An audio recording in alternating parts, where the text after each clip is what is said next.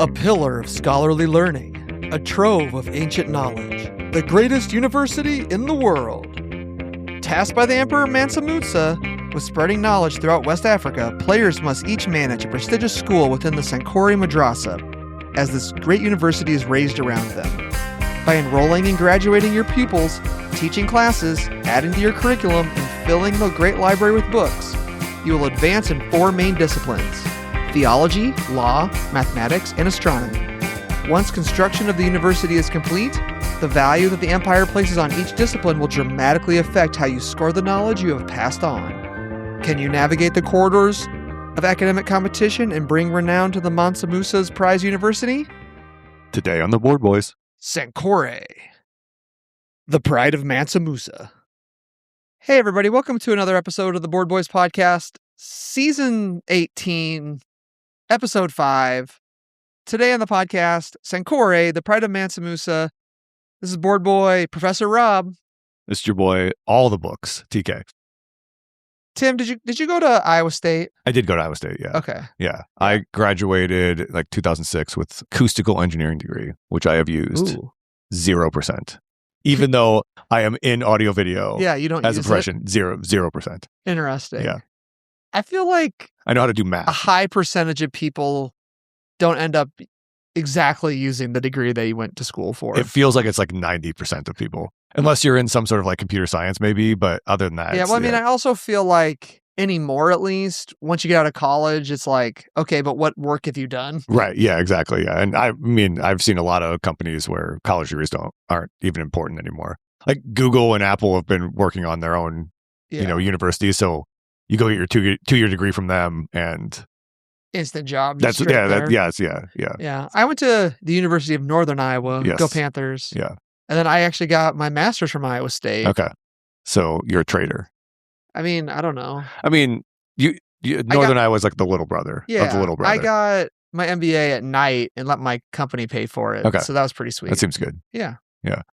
Yeah. So we watched Iowa State get their hearts broken last night in the Big 12 tournament. So that was fun. Poor Iowa State. Yeah. Always the perennial loser. So. Yeah, they did lose to Hampton that one year. Yeah, that was nice. When they were the 2 seed against the 15. Yeah. So they're probably better off not being a high seed. Yeah, so so I had season tickets for probably 8 years in the height of like the Fred Hoiberg, coach at Iowa State. And there was one year they lost to UAB. They were a 3 seed. They were like, people were predicting them to go to the Final Four and stuff, and they lose in the first round. It's just like, it's very Iowa State. Wah, wah. Yep.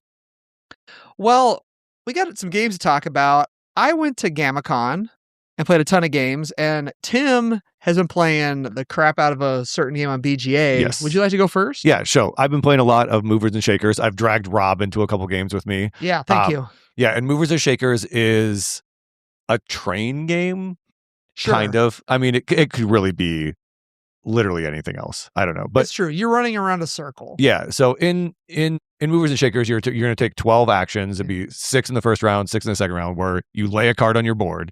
And on your board, there is a slot for the card. And it has a top and a bottom kind of bonus action. So when you slot the card in, you pick if you want to do the top or the bottom of the bonus plus the card. So you kind of slide that around. The tops are usually like you get a double bonus of something on the top of the card. And then it has some other get money, get an extra card, get a development action, which is kind of a separate track. And then the bottoms have where you can move trains, you can bump your tracks up, or you can bump call it end game scoring multipliers, which there's this little tokens that are on the top of your board. So when you finish contracts, you can score your purple contracts times this number. So you can kind of bump those around. So you play that card, and what you're doing, you're either loading crates onto the trains, and you have, I believe it's 1 3-crate train, a 1 or 2 crate trains, and then 1 or 2 single crate trains. And you can load those on. One of the maybe wrinkles of this game is that you can load them into anybody's train. I think you can't load stuff into the same train, but you can load it across other people's trains. So you end up with your crates in other people's trains, which is... I think it depends on the action. I think sometimes actions allow you to load the same one, but some of them make you load different. Yeah. So what I haven't gathered is there a benefit for loading other people's besides they might move it, or is it there's a benefit for you for delivering somebody else's goods? Yeah, Or so will because they can just move your train right. Yeah, you can with their move stuff on it. you can move anybody's train. That's part I don't remember from reading the rules. Yeah, so when you deliver, when your train delivers, you get to bump the cog track, the development track bumps depending on the size of your train. So if it's a 3 train, I believe it bumps 3 times. A 2 train, it bumps twice. So like if I push Rob's train in there and it's got 2 of my crates on it, I will deliver 2 of my crates plus whatever crate is in there, and he will get you'll get 3 bumps on that track. So, but it's also good for me to deliver my crates. So that's a cool. I really like that about it. In that, like, you spread your crates out, you let other people move them. You move them when you move like the size 1 or 2 trains. You can like combine them together into a train, and then every like 3 movement, there's a place where they could be broken up apart. So there's like some interesting strategy with moving them, and then like on the singles, you can like, if you line your trains up, you can push your train along by like moving the train behind it. Right. Yeah. So like if you push a train, any train that's in front of it in line will move forward 1. Yeah, so I'm curious. The one thing I'm curious about the physical copy. So this game was on GameFound. You can still late pledge for it, which neither of us have, but we're really debating it now that we're playing it. Yeah. I'm wondering how fiddly loading the trains and like combining them and stuff will be on the board. That'd be my one thought. Yeah, I don't know. We'll find out. They look nice, like kind of plastic looking. I mean, trains, Quinted Games does really great versions of stuff. So like we really liked Carnegie. We really liked Carson City. Well, that's an older one, yeah. But they recently they also did Stupor Mundi, which like the production on that was great. Yeah. And that's a super fun game. That's a huge box too. It is a giant box for the Kickstarter version. This one looks more in line with maybe the Carnegie box. Yeah. For that. And I want to say maybe like after shipping, it looks like it's going to be maybe around $100 US. I think for the nicer one I think you pay like $10 extra to get the Sundrop. The Sundrop, which since I'm not a painter, like I think Sundrop's great. Like I think it just makes it look for the minimal cost extra. I think it makes it look good enough. Yeah. And I don't have to mess with dry brushing. Yeah, so it's been pretty fun. You basically, as you deliver, you do your 6 actions, you score, which is a little bit weird, where you get a bunch of money and then you spend your money in the middle of the board for like buying points. Okay, that's what we're doing on there. Yeah, so and there are columns where you buy points where like the far left column is worth the most points, then the middle column is worth points, but you get to bump your tracks to score your contracts, and then the third column is you get to bump it even more, and you can kind of stack them up. So like the third column has 3 bumps, but if I'm the second person there, I would get 2 bumps, right? Yeah. And you basically spend as much money as you want there. And then we're going to do a second round. There's a little bit more, like there's some development stuff. There's some tracks that kind of give you some special things. And then like when you bump your contract scoring over like these little like northwest, southeast tiles, you get bonuses there. And then you can deliver to like boats. But we're going to do that. We're going to do 6 more actions. You'll score your money again, essentially. And then then you buy your points again, and that's it. Then you score your contracts. Yeah, now that I've played a couple games of it, I read the rules before I played and then went to Gamicon and kind of forgot half the rules. But I still did well enough. Like, I got second place, and I scored over 100 points. Like, I was only like a few points behind you. So just, I'm missing what some of the nuances are and some of the things that are happening. Being able to walk through it on BGA is pretty easy. So I think I just need to like re-go over the rules and then play it again. Yeah, and if you're not on our Discord, come to our Discord. We play a lot of BGA games, so if you ever want to get into a game, happy to play it. But it's been really fun. I really like that game. Yeah, they've been doing a really great job of putting their games on BGA while they're on Kickstarter, I think. And I know they did it with Carnegie too, didn't they? And because they did that with Carnegie, they actually like modified some of the gameplay. Like they took some of the data from it and basically changed the game. That makes sense. I mean, through like just data, and they used it for playtesting essentially. Right. Yeah, and Stupor Mundi was on there before it came out too. So that seems to be Quinted Games like MO. Seems great. Like I assume and it gets people to back it, I'm sure. Yeah, when you're testing a game, like you get 100 times more testing if you put it on BGA than you would just by like you and the designer and a couple people from the publisher playing the same thing, and you get other people playing. Like I do know, sometimes someone fresh coming in can like bust open a different strategy. So I think it's a great idea. I wish more people did it. For sure. All right. Movers and shakers. let's see how fast I can do my Gamicon Roundup. It is a bunch of games, and a lot of them are small, and a lot of them I've talked about before, so I'm going to go through it quickly.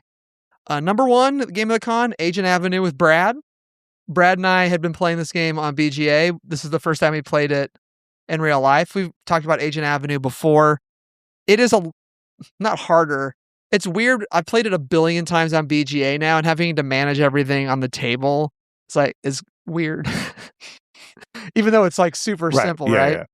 Anyway, that's like a super fun 2-player bluffing game. I love it. Then we played a game of Wispwood. Talked about that last episode. Wispwood, still really liking Wispwood a lot from CGE. You can play that basically with anybody. Bo and Amy are really liking it as well. Then I played a game I haven't really played since last Gamicon, Sea Dragons. This one is fantastic. It is an area control spatial kind of puzzle thing where you have 3 decks of cards and you have 2 cards at a time. You have a size 3, a size 4, and a size 5 card. And what you do is you play the card and then you put your dragons down in the shape of that card. And if you cover up any whirlpools, you got to pay money. And if you go over the board's divided into 4 sections with an island in the middle. And like there's this kind of like current between that separates the 4 sections. If you go on there, you have to pay $2. And anything you cover up, you get. So there's these boat tokens, and there's these card spaces where you get these cool coral cards that give you bonuses, and there's spaces that give you money. The rule is you cannot put your dragon next to one of your own dragons. You can only put a dragon down next to somebody else's dragon or the middle.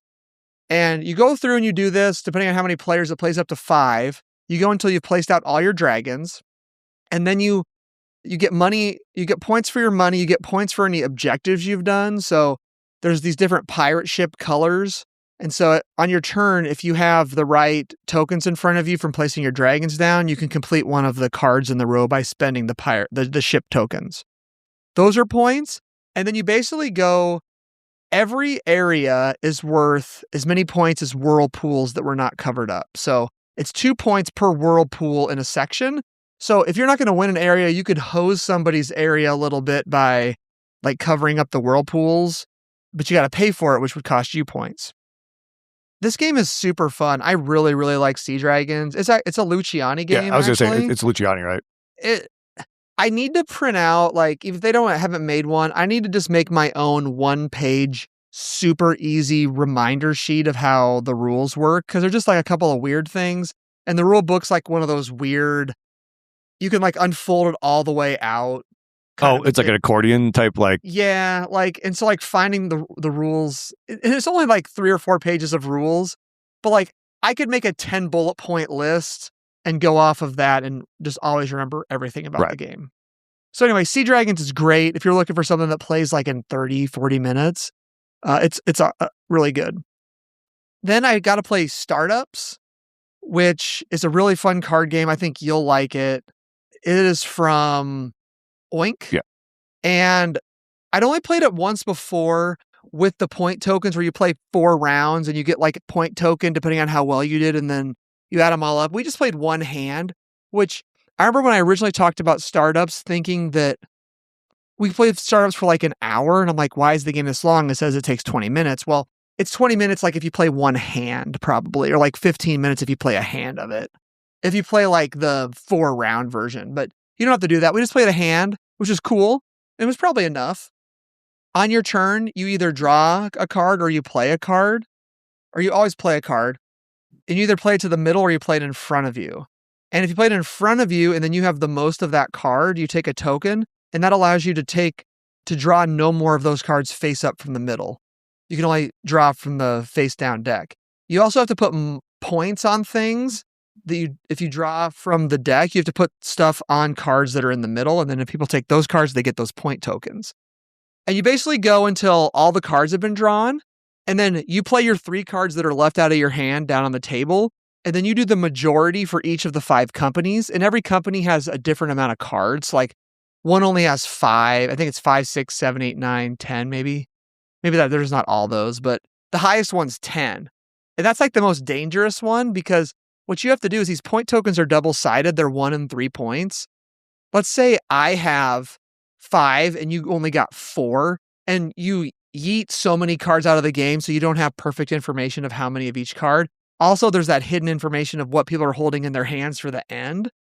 So let's say we both went hard in the 10s and I had 5 and you had 4. You have to give me 4 of your point chips, but you flip them to the 3 side from the 1 side. It sounds bad. So like winning a hand, or like, so if you invest in a thing and don't win it, and then you invest big and you don't win it, you're going to give somebody a bunch of points.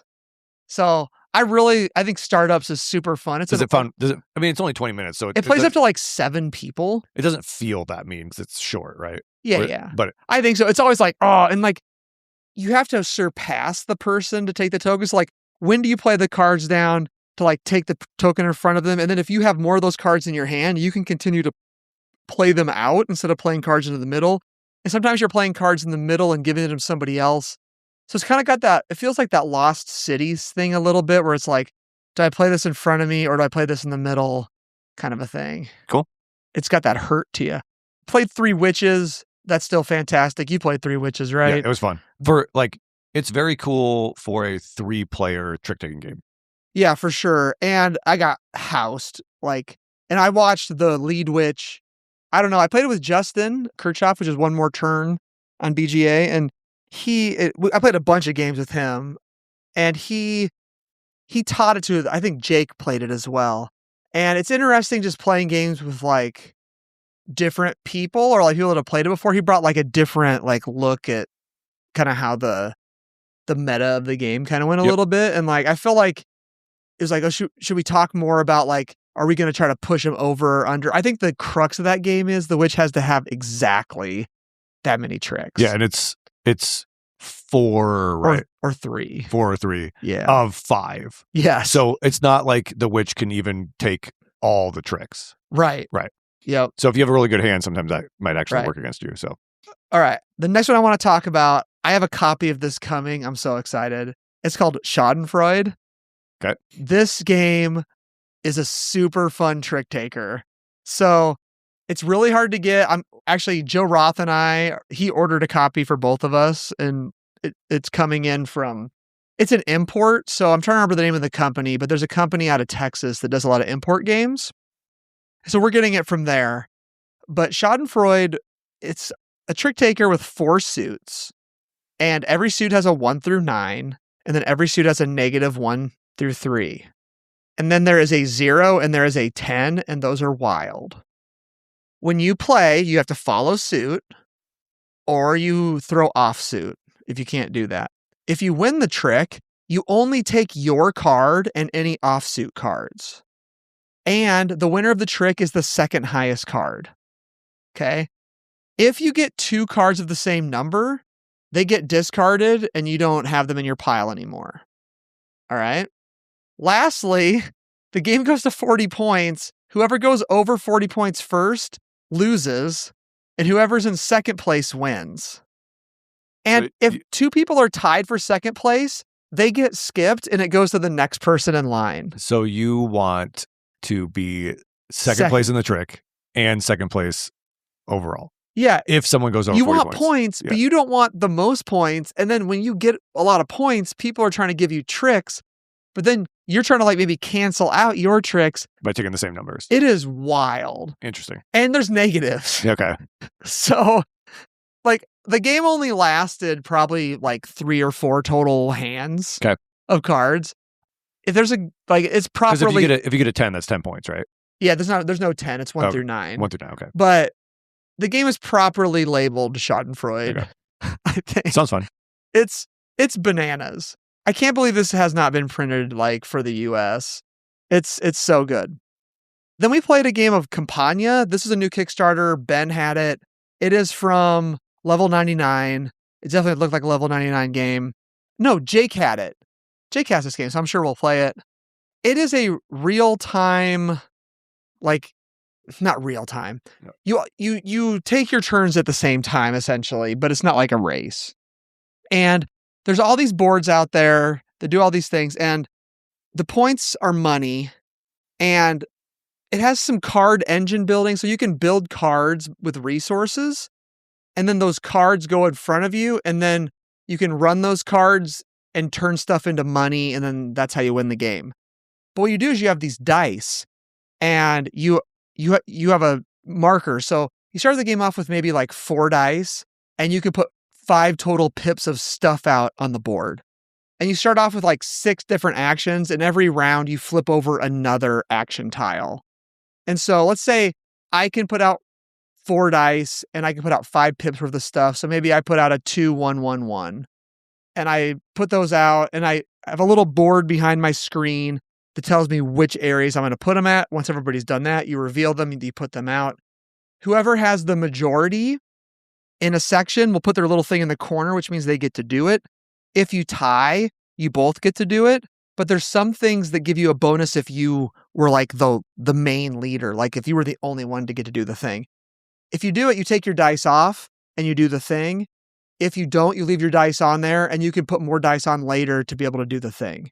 And that's the whole game. You're basically like blind bidding to do actions to get cards to then run the cards to make money. And it took me about half the game to figure. At the beginning, I'm like, and then we all have special player powers. My player power was like, I started with an extra dice. So I'm like, I'm going to try to ramp all the way up to max dice, because one of the actions is get more dice. And I'm going to try to ramp up to use the most pips. And so like the first half of the game, I had played like 1 card and made almost no money, but like had all my stuff. And the second half of the game, I scored like 200 and some points. And this is a game where there's $500 chips in the box. So I feel like if you get good at this game, you can really crank something out. The scores were all over the place because it was kind of hard at first to figure out how to maybe do well in it. But if you like games like Furnace and like inputs and outputs of things, and the blind bidding sounds good, Compania was like a super fun game. And it has like the real-time element of it's kind of always your turn. So the game isn't super long either. We then played a game of Rising Sun. This game reminded me, this is actually the first episode that I was on for being a main podcast member. You played Rising Sun, right? Yeah, one time. We played a full 6-person game of this. It was awesome. We played with extra monsters. I was crushing it up, and then Joe Roth came in and took it at the end. And I haven't played this game in like 7 years, according to my BG stats. I got to start putting Dudes on the Map games like in my bag. Like I need to play one maybe every other Tuesday or something. Okay. Like I really like them, and like we don't get them played, and I don't play them enough. I don't think like this. Like Rising Sun is super good. Yeah, I would say, And it's not super long, and it's not as complex as I remember either. Yeah. Like I almost didn't even have to look through the rules to remember how to play the game. Yeah, I find that Dudes on a Map games can they really can be hit and miss. Does that make sense? So I mean, like, we gotta play like the good ones, right? Well, we or with people, I guess. But I mean, you know who likes them and who doesn't like. Some people don't like them. That's fine. But like, there's plenty of people that I think do like them. Yeah. Well, I mean, when we play like a bunch of new games, it's kind of hard to say. Like, it just feels like area control games can be. They have the widest swing of like they can just be really not fun, especially for when you're playing with people that maybe don't like them as much either. So that's true. It's probably why they don't get to the table as much. But I mean, I like playing them. So I like playing the ones that I like. How about that? Yeah. I mean, and honestly, I think the only ones I still have are all good. Right. Like, those are the ones that are easiest for me to let go if I know they didn't hit right. So, I mean, the biggest ones I don't play that I have are like the Eric Lang trilogy that I all really like. Like, I really like Blood Rage. I really like Rising Sun. And I like Ankh. Ankh, I really like that as well. Moving, I played Jake's new game. Yeah. I don't know what it's called. Or Jake and Ryan's and Alex's game. He talked about it on podcast maybe a couple times ago. Yeah, I'm going to leave it at that. That's fine. It's called Marooned. Yeah. I don't know if that's it is 100% the title, but yeah, it could be just something different. It is picked up by a company, which isn't really announced yet, I guess. So I'm not going to say that part. They kind of got in trouble by putting that on their event thing. And so they got it removed, which is fine. Yeah. I really liked it. The main mechanic, the rondell's super fun. I never used the Tim rule. Tim rule rips. But that game, the only thing I felt like it suffered from was the scoring at the end.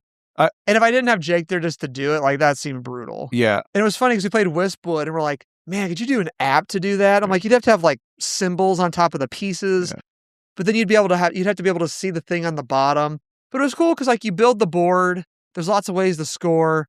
The rondel where you can like optionally put stuff down and like skip things, like all that's super cool. I always forgot to like move all the pieces I used to the middle before like distributing them. That was the other thing that I struggled with, but yeah, it was good. And I think a lot of my qualms with the game will be fixed when it's like a real game. Yeah. Yeah. I mean, like when it goes through, call it iconography and that kind of stuff. Correct. It unlike, so it's our buddy Ryan who's done a couple like roll and writes, and then Pirates of Maracaibo would I say would be his kind of biggest one. Yeah. Like, you know, even Pirates of Maracaibo has some iconography, but this one needs it, I think. Yeah. But they've kind of said a couple times that if you want to play test it with them, hop in our Discord, ask about it, and they will hop you into a game and for sure and look for more feedback. So, and I know they got a couple different plays of it over the weekend. Perfect. So, and they got some good feedback. So that's good. Moving on to the next day, I played Arborea, which I still really like. I think you should play it again. Okay, maybe. Ryan Hendrickson housed us. I scored the worst score anybody's ever scored, and I still love this game. Even my score? I scored 69. Okay. Yeah, my personal best is 242.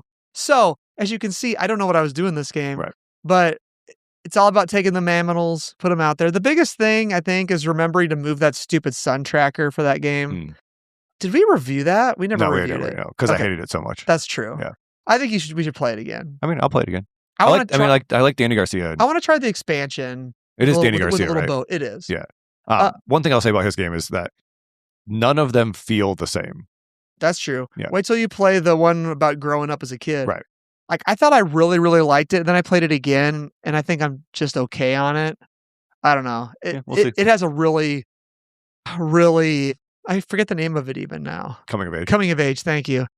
The rule book was just bad. It can't be as bad as Voyage Puzzle. It was pretty bad. Yeah. We played Ants. This was from Ben, and we've talked about Ants already. This one plays cards just like Rats of Wistar. I think Ants might be a better game. Like, it's really fun. It has the whole board you're messing with. It's super cool. It's not a worker placement game though. Like in Rats, you're taking your little No. Ants is more of a action selection based on how many ants you have of a certain type. You can take a bigger action. Yeah, okay. Kind of a thing. Yeah. There's a lot of manipulating your board, exploring, picking up resources, having to feed your ants. It has like a reset turn where you have to feed them, but you go through and you run this whole production thing. It's super good. The biggest complaints that I heard about Rats was you can absolutely get locked out of taking an action you want to do because of the way that the board spins and how many. I think so, but I really, really like the Rats action selection. Me too, but like if you are a person that you have to really think about it. Well, or like hates the turn order thing because you have to get like planning to go first the next round because this board's going to spin and there's only one spot that you can play a card or whatever it is like that. Yeah. So maybe that fixes that, but I'd love to play it. Got a game of Voidfall in. Still really good. Kickstarter comes out next week for the expansion. Totally in. Voidfall, for as complex as that game is, I can just pop it out on the table. It doesn't matter how long it's been. I just know how to play. And that's insane. Like, there's so many icons. That is a testament to that game.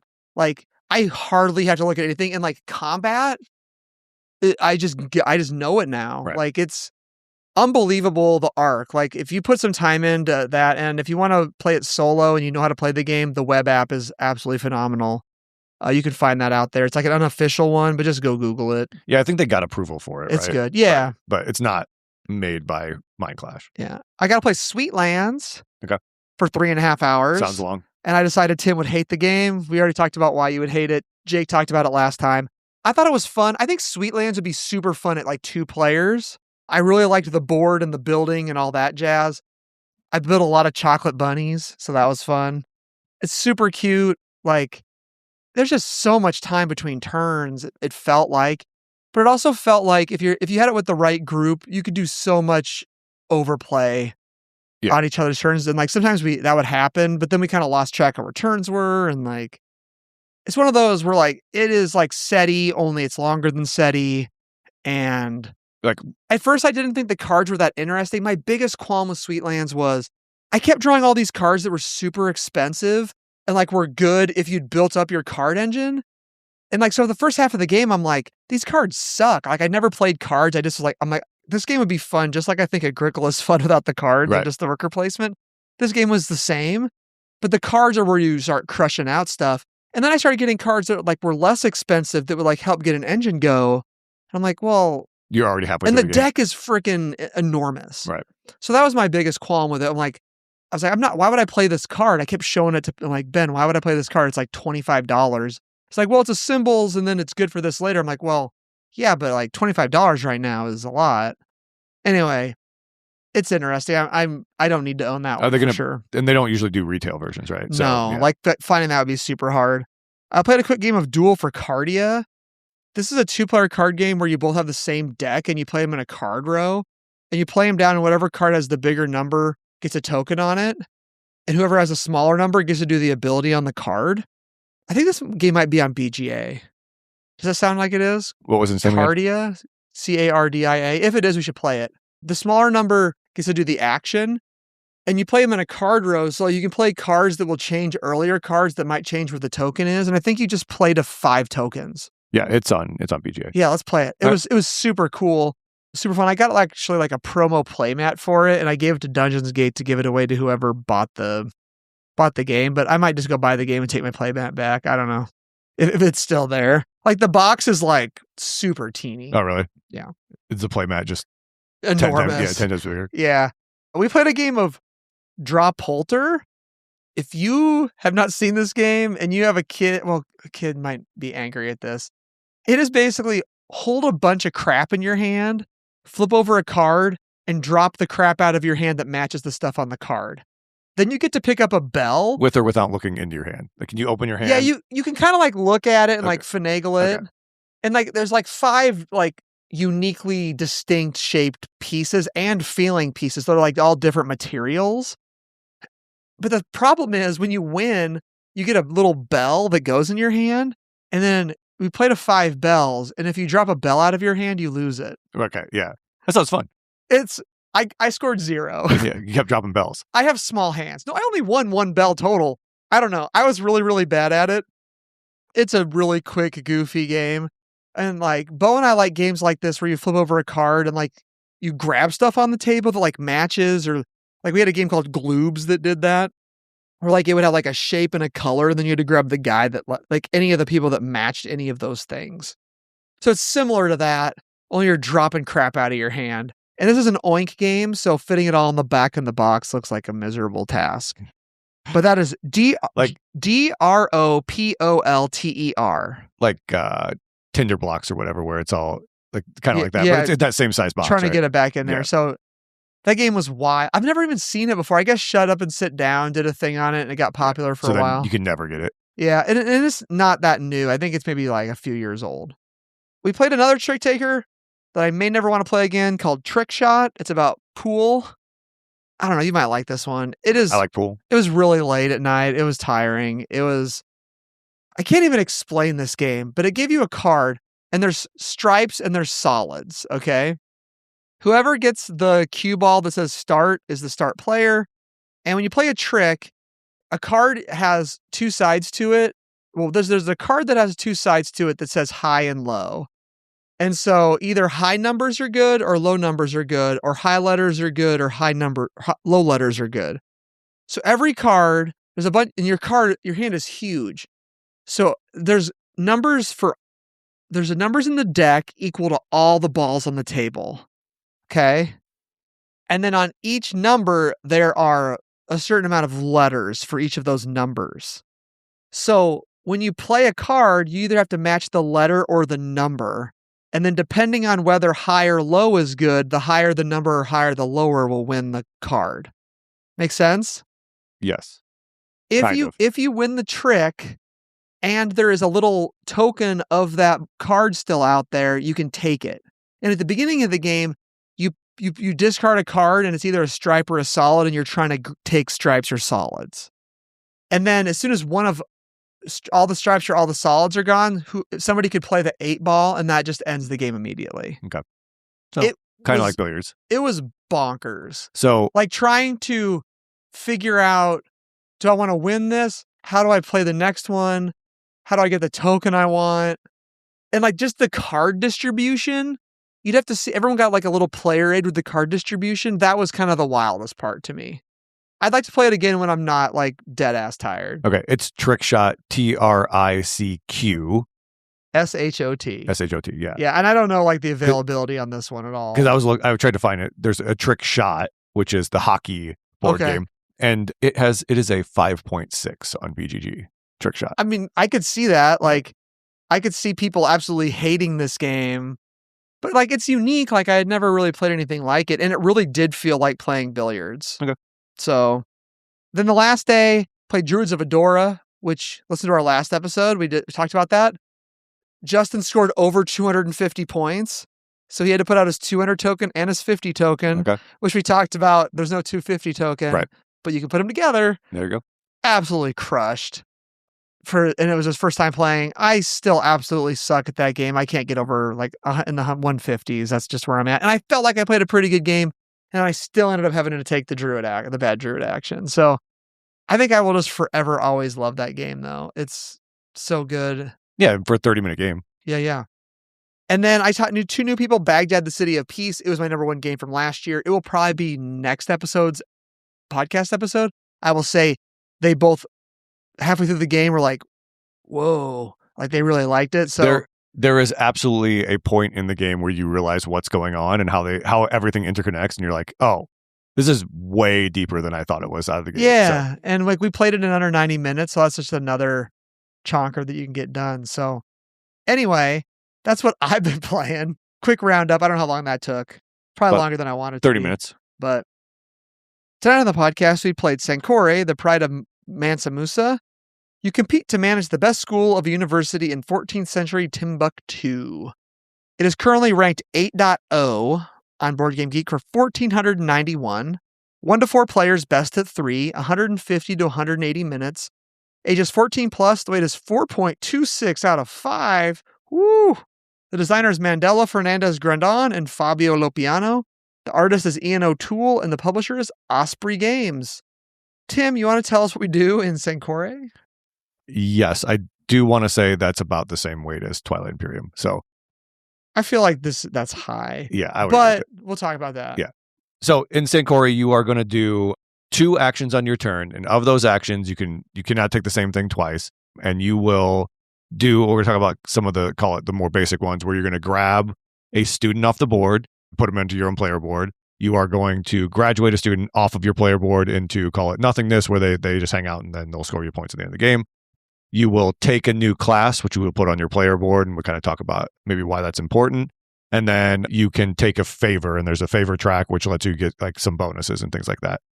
And then the last kind of action that you can do, the main part of the action, the part of the game, is teach a lesson. So all the things that I talked about before, the getting a student, getting a class, is how you're gonna kind of teach these lessons. There are 4 different color lessons. I believe it's law, theology, mathematics, and then astronomy.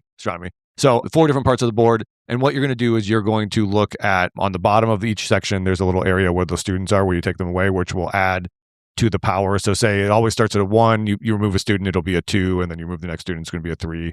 So you kind of add up that, plus on your player board, there'll be maybe some extra power. Then you're going to do the action of that section, in which you will place one of your little tokens on that area and do the thing. So there are 3 sections that kind of, run into each other, where one section you're going to spend gold, this is astronomy, to get salt. Another section you're going to spend salt to get books. And then you're going to spend your books in the mathematics section to kind of get endgame scoring points.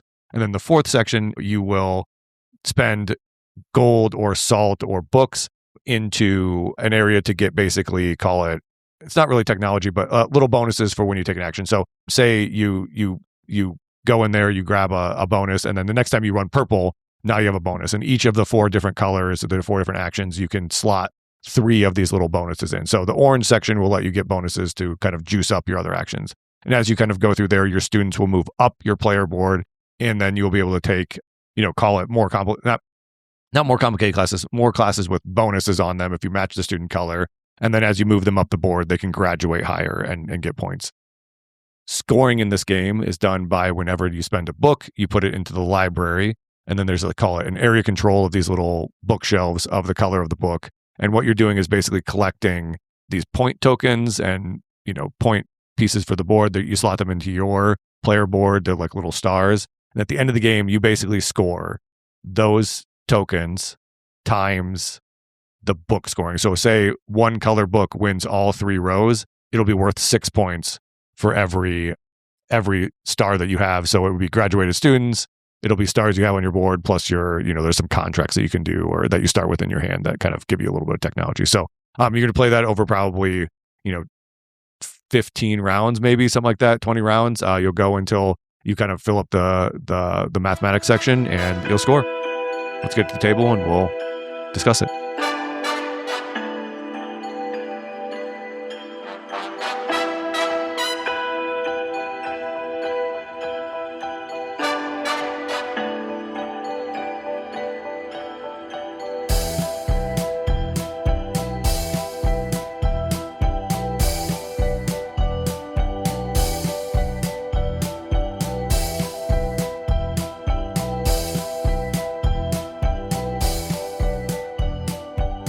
All right, we're back. Initial thoughts time here on the Board Boys podcast for Sankore, the Pride of Mansa Musa.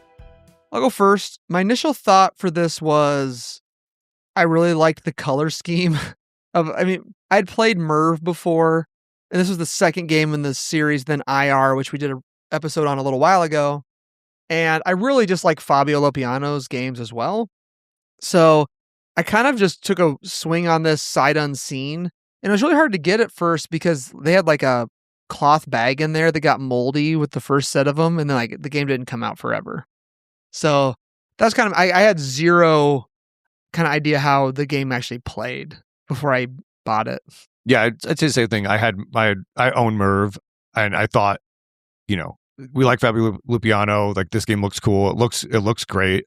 And, Merv has a interesting way to score it. So I thought this would be kind of the same way. And, we'll jump into pros, but I'll start with my first one is that this game is very interesting and scores totally different than most other games, right? With your the books, chime into basically the point symbols that you're trying to grab through the whole game.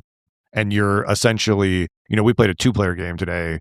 Like it was, I don't know, knife fight in a phone book to like your phone booth to like get those books out. And we were kind of doing the same thing and you can pivot a little bit. And I just really it makes you feel really clever when you can, drop your books in and kind of, start to win the majority or lock something up or, steal a couple, points off the board. I was able to steal, there's these little star tokens that you slot into your board that score at the end of the game.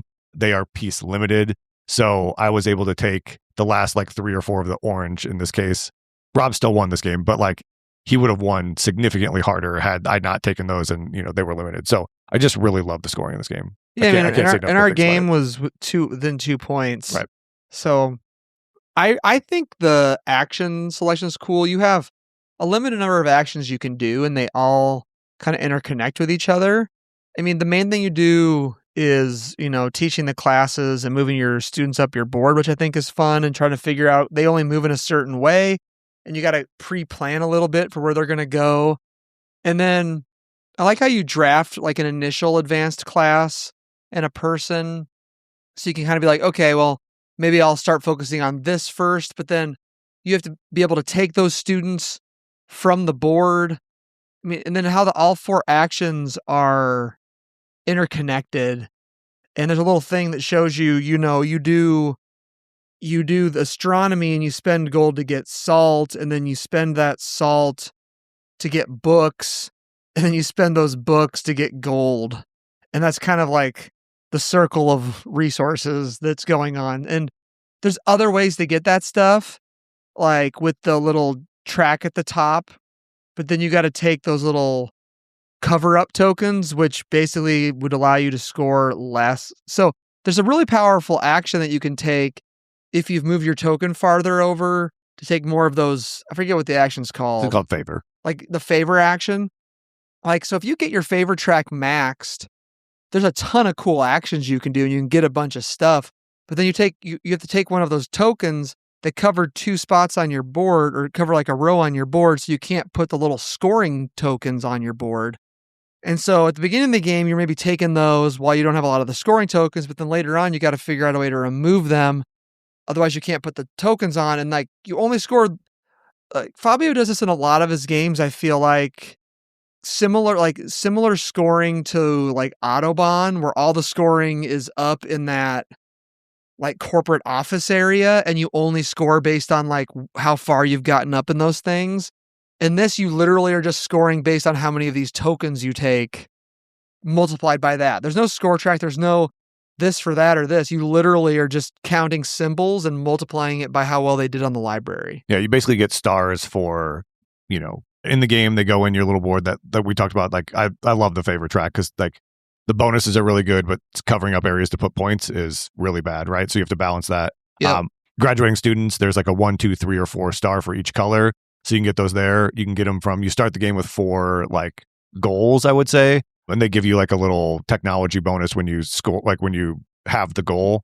And it also gives you a point. And then in the mathematics area, there's an area control, which is kind of how the game ends, of these little tiles that as they flip over, they have points on them too. So, every one of those could be 1, 2, 3, 0 points, right? If a book doesn't score a color or doesn't get points for it, it could be 0, right? So yeah, I think it's really cool. You want to talk about I'm going to talk about the library a little bit too. Yeah, go ahead. The library has 2 sides. The recommended side probably for the beginning is 3 rows, right? And books score. So the winner of the row, so majority of the book color in the row, gets 2 points per, and then the second place gets 1 point per. And you'll do that for 3 rows. So usually what I would see, we've probably seen in those games, is where like a different color wins each row. We haven't seen the same color win 2 rows. So, and then maybe another color would win. They usually sit around like 1, 2, or 3 points. I don't know if I've ever seen a book get 0. Probably not. Yeah. Well, there's the 2 sides to it too. Yeah. So I think that we played the side where there's no second place. Right. There's just 6 first places, and 3 of them are 2 points and 3 of them are 1 point. I don't know which side I like better. I think that one felt meaner. Maybe it wasn't as mean because there's just more areas. Maybe it's because there's 2 of us. But at first I thought that's kind of maybe a con because it kind of feels mean. But I also feel like it's not that hard to pivot and try to grab something. Like if you just feel like, okay, I'm not going to be able to win this. Pink is going to score a bunch. Let me at least get some pinks. Right. And so that's what I did. And then I was like, well, blue's going to score a little bit. I grabbed those blue. I mean, I think diversifying, like you're going to hammer one of these things pretty hard and you want that to do pretty well. Like I think 3 points is probably on the upper side for most things. Yeah. At least on the side of the board we were playing. I would say on the other side too. Getting first place and second place in a row with a book color is actually hard. Like it seems hard, right? So yeah. So I don't know. I think that is something I really like about the game actually, and like having to like manage how many tiles you have or tokens you have in tiles, and also you can't discount like the objectives you're doing because those give you like powers during the game, which are awesome, and those are also worth points. And then, if you're not getting a bunch of the tokens for something, like I didn't get a bunch of pink tokens, but you made pink worth a lot and you made it hard for me to beat it. I just started graduating pink students, right. And you get a bunch of points from that, right? Too. So I also like the planning of like, you got to be able to take a student and then they have to go on the color space that they want, but then you can use the little candle nugget to like move them around or move them up. And I think the coolest part about the game for me is figuring out the way to do the thing you want to do, because there's a lot of ways to do it. Yep.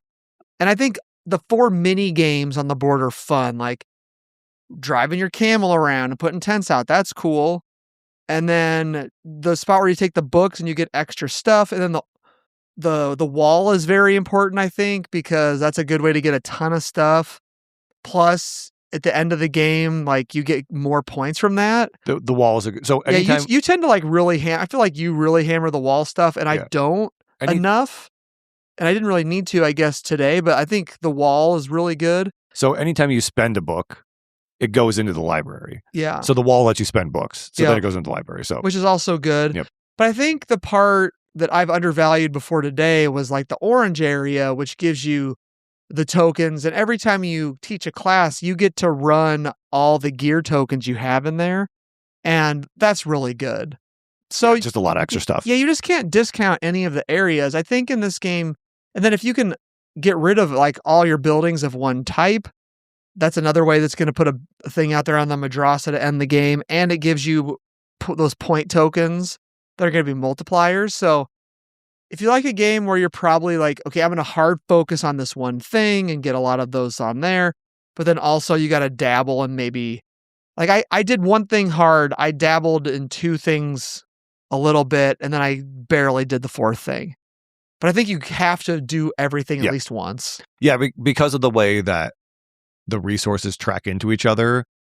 So for me in this game, I had a hard time getting salt, right? Like you can get it through the favor track, but like then when you're doing the favor track, you're covering up. Yeah, that gets expensive. So you got to move your camel a couple of times. Yeah, so you have to move your camel to get the salt to then do the purple action, and then that gets you books to then do the wall. And the way those three things kind of interact with each other. And then, maybe if I just had done orange more and found a salt bonus for one of them, I could have, I could be doing that instead, right? So it just gives you a lot of ways to kind of, think about how you get into the areas and how you can spend your stuff. And then I didn't even talk about this, but the students that are laid out on the bottom of each section, when you get to like a certain spot, there are bonuses.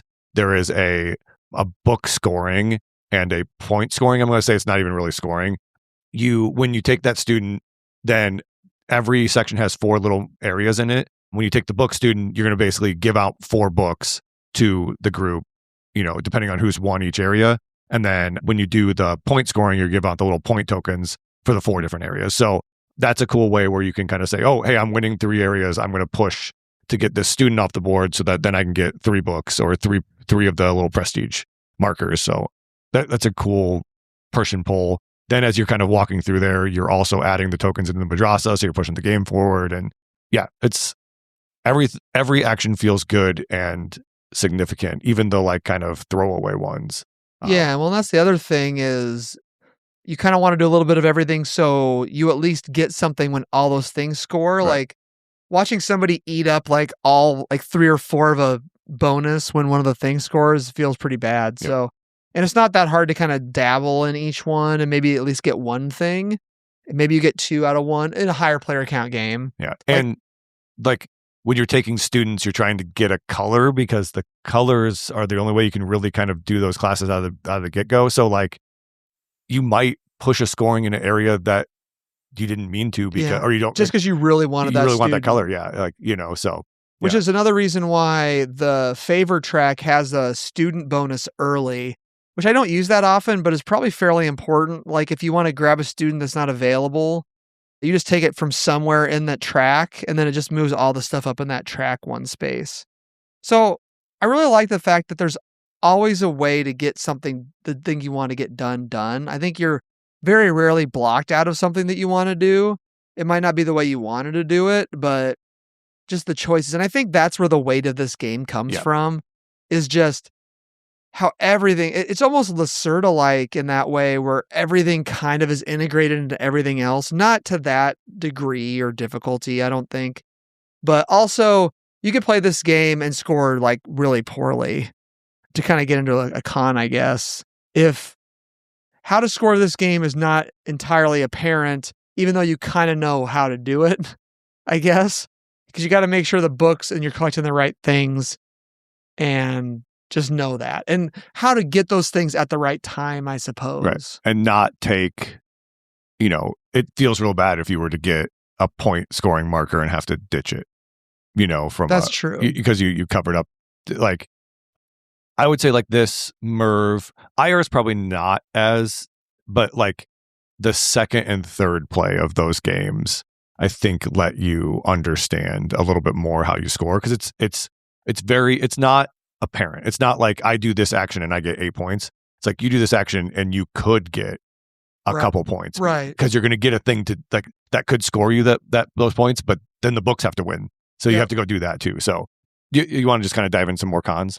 I think so. I think a big one for me is this is the 4th time I've played it, and this might be the first time that like I think I've kind of got it.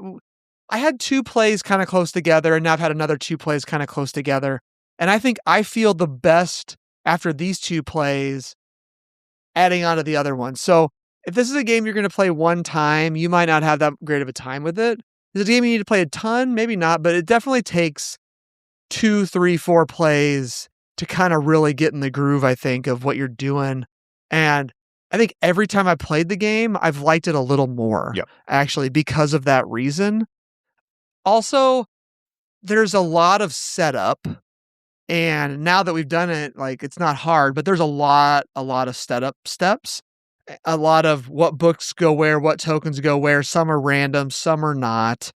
And what students go where. Then you have to pull the right number of students to put onto the board so they have a good mixture of colors, right? So. But the iconography is actually pretty good once you kind of get it, but there are a lot of icons.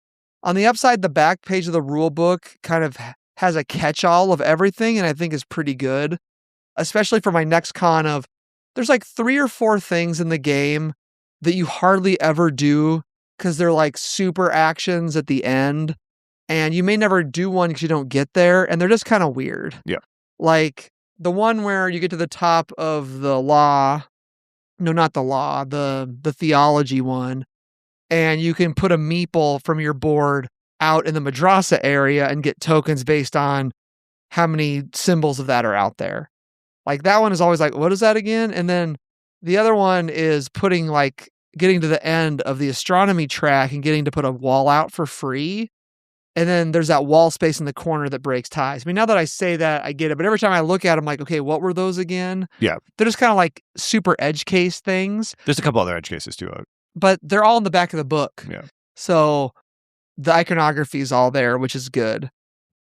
Like they're on the favor track, the taking the student thing, you can take it from like the middle, and it's the only area you can take from the middle. Yeah. And so then like, you push stuff down, which was like, there was just a couple times where we had to reference the rule books, and there's sometimes I feel like it's not exactly explained appropriately, right? There's this weird kind of, edge cases and trying to find exactly in the rule book where it kind of says what you need to do. And we kind of make some assumptions around some of the cards and stuff. So yeah, I get that. Yeah. I mean, otherwise, like the scoring, like I said, I mean, it's a little contentious. So if you don't like that, like a little area control, like I think it's neat. And I think today I was kind of getting mad at it. And then I'm like, you know what? Fine. I'll just take those colors. Right. And in my brain, I turned a switch that I'm like, I can take some of those things too. So I did. Because I was doing well at getting the colors that I wanted into the library to score. And, Rob did really well pivoting into different colors because that I mean, he ended up winning. But yeah, like making that pivot, I think for you was pretty good.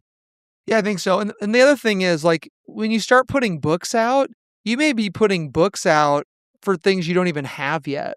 Yeah. Like you're just assuming that's what's going to happen. It's like the first few books you put out, you're like, well, I'm going to try to do that.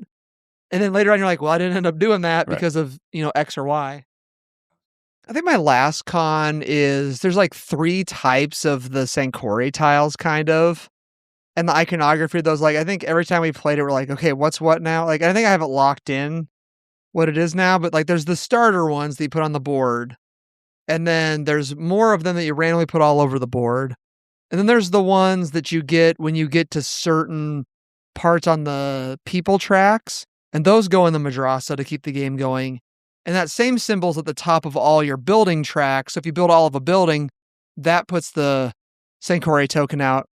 And I know we didn't play that right last time. And maybe we did the 2 times before. Because we had a minor con of like there's only in our 4-player game we played a couple Tuesdays ago, only one player was doing one of the colors. And so like the game was not ending because all the Sankore tiles weren't going out, but we weren't putting the ones out from the people. We were taking them like as they were points. Right. So as long as you're playing that right, you're fine. But I think and then there's the ones that are like the cogs, and that looks slightly different, but they all have like the same symbol on them, but they're all slightly different. That's like the most convoluted thing to me for the tokens, I think. And I think that it's caught me like every time we played. Yep. And good thing we did read, this time. Because like, I just remember last time being like, I don't remember us having an issue in our 2-player game that we played finishing the game. And we just like, we all struggled to get to the because those little markers are in the biggest sections of the board. So you have to have a big action to put the marker on the game board to kind of push the end of the game. But yeah, we were missing that there are actually 4 more spots for each player. Yeah, every track for the people on it. And then every track for the people on it. So yeah, there's actually a lot more of those tiles that you can put into the madrasa to push the end of the game. And instead of just the 12 that come, on the board. So, and this can be a pro or con. The length of the game is going to be based on what actions you're taking. People could press it, and like I think the first half of our game was a lot faster than the second half of our game. And I say that because you can watch the tokens go on the board. Like we'd go through and crank through a lot of tokens, then we wouldn't. And then, so could be somewhat hard to gauge how many turns you might have left based on that. But I kind of like that in games too. You still get the same amount of turns and things. Yeah. But it's like, oh, should I push it or should I not push it? I think that's an interesting decision. Yeah, because if you're playing a 4-player game, someone could put the whole group could put out 5 tokens between your turn, and it would go from 7 or 8 to 12 pretty easily because just the way, because you can take 2 actions per turn. You could technically put probably 8 out if it came to it. So that's another pro for me. I like you get to do 2 things on a turn because I think some of the actions, if you did them, and they have to be different actions. Some of the actions would kind of feel like throwaway actions almost. Because if you don't do the book act, if you don't do the teach a class action, all the rest of them are kind of like, boom, done. Yep. And the teach a class one's that's the most satisfying thing you get to do all the stuff. So. Yeah, I would guess, I don't know if you did, but I think I taught a class on every one of my turns. I assume you probably did. I did not. Okay. There was maybe 1 or 2 turns that I did not, but that's because I was trying to snag some things before you could get them, or put some books out that I wanted to get done. And I was trying to tweak the way things were going to score a little bit. There is a lot of manipulation of things in this game that you can do with some of those, the books, how you put books out, get classes. There might be a class that you want to take in front of somebody, graduate a student, those 3 things, the favorite track, you could kind of, so there is definitely a little bit of paying attention to that to get it in front of people. So there's definitely player interaction between the books and all the other stuff that you can take off the board. So. All right, well, let's get to final thoughts here on the Board Boys podcast. We have a 3 boing rating scale, 0 being the worst, 3 being the best. Your 4 boing is your current favorite game. I'm just going to start saying it like that. There you go. A 0 boing in the world of Sankore is you forget all the icons and how to play the game, and you spend an hour remembering how to do it. Cough, before the 3rd time we played it. Yeah, we basically did that before IR, right? Yeah, so there is something to that. Now that I've played this, I think I might remember this one now. Yeah. I think I've played it enough times to where I'll kind of remember it. Ask me in a year, though.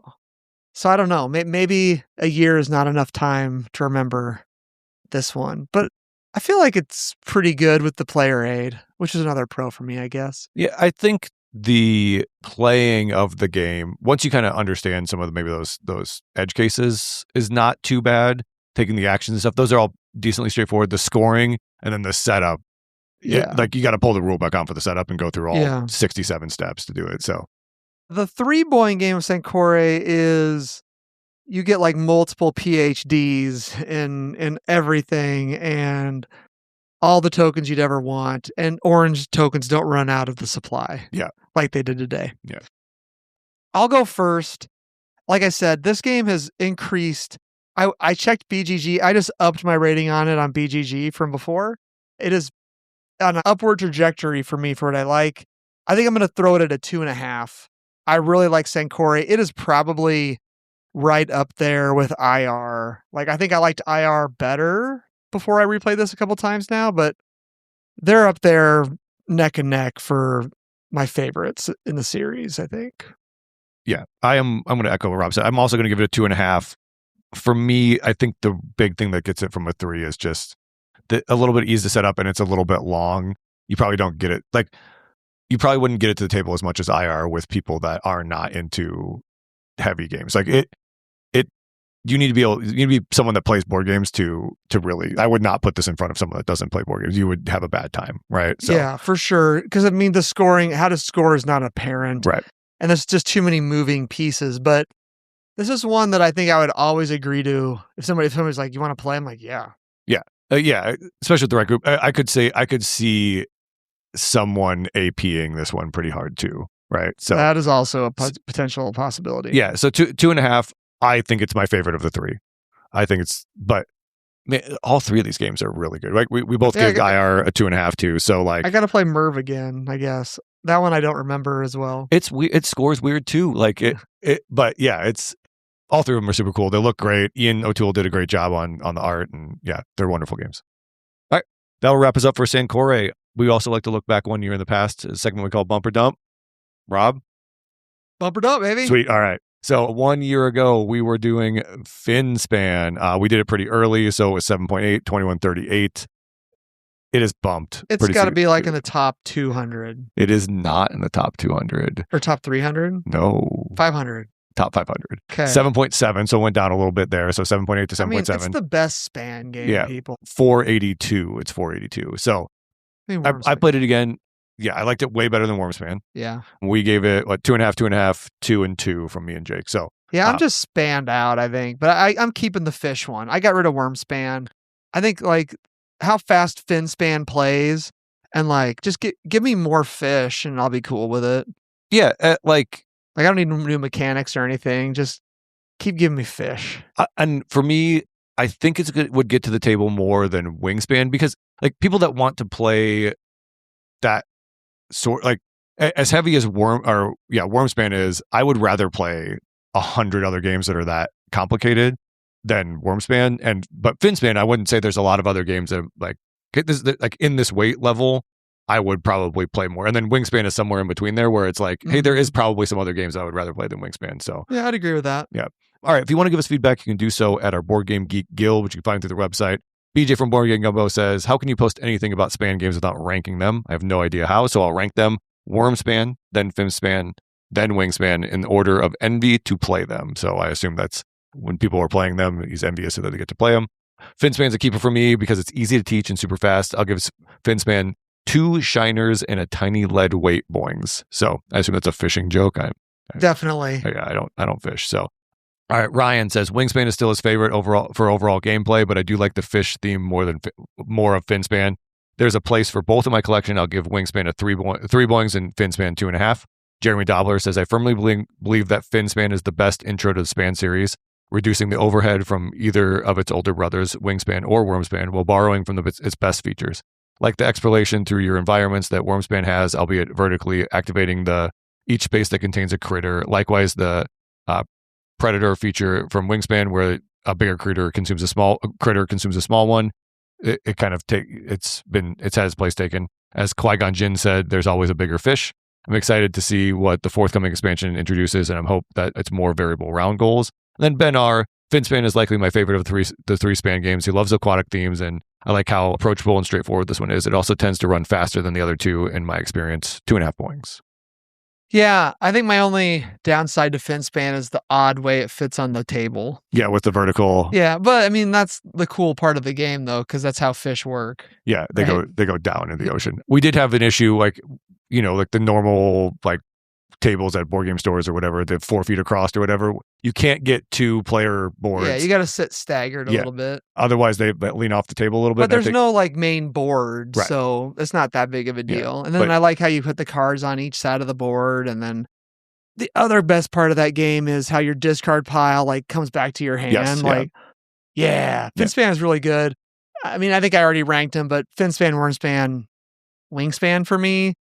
Because if I'm going to play, like, Wingspan, Wormspan are the same length, I think, and Wormspan's more interesting.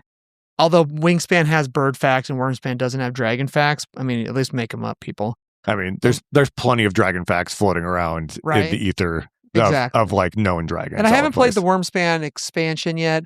I think the reason I got too much Wingspan, I think, like, if I would have just kept, like, the base game, like, I had everything in the big box. I just ended up selling it. Like, I got to remember, too many expansions is not necessarily a good thing. I'm looking at you, Board and Dice. There were 2 more expansions that I didn't get for Wingspan, and I have probably 2 in that box, and it's too much. But, like, Wingspan Asia is a standalone game, has 2 players, and it's in the top 100 now. Yeah. I saw that when I was checking the top 100 for games we hadn't done yet. So no thanks.